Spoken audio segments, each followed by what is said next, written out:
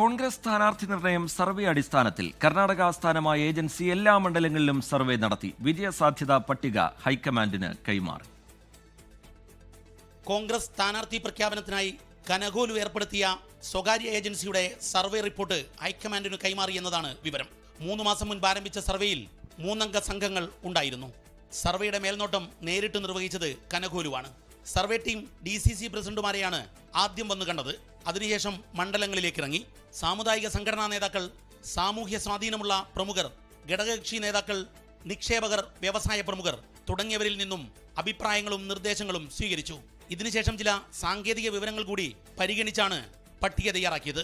നവമാധ്യമങ്ങളിലും യുവാക്കളിലുമുള്ള സ്വാധീനം ഉൾപ്പെടെ ഇതിൽ ഘടകമായി എന്നാണ് വിവരം. ഈ വിവരങ്ങളെല്ലാം ക്രോഡീകരിച്ച് വിജയസാധ്യത മാത്രം കണക്കാക്കിയുള്ള ഒരു പട്ടികയാണ് ഹൈക്കമാൻഡിന് കൈമാറിയത്. ഓരോ മണ്ഡലത്തിലും ഒരാളുടെ പേര് മാത്രം എന്ന നിലയിൽ പട്ടിക കൈമാറി എന്നതാണ് വിവരം. കഴിഞ്ഞ ദിവസം AICC general secretary KC Venugopal സ്ഥാനാർത്ഥി പട്ടിക കോൺഗ്രസ് ആദ്യം പ്രഖ്യാപിക്കുമെന്നും ഇക്കുറി പ്രശ്നങ്ങളില്ലാതെയായിരിക്കും സ്ഥാനാർത്ഥി പ്രഖ്യാപനമെന്നും 24 പറഞ്ഞിരുന്നു.